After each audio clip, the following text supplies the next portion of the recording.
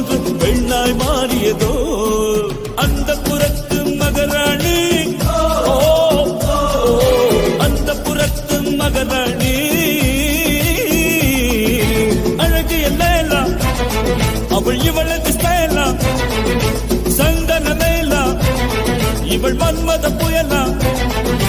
அடடா பூ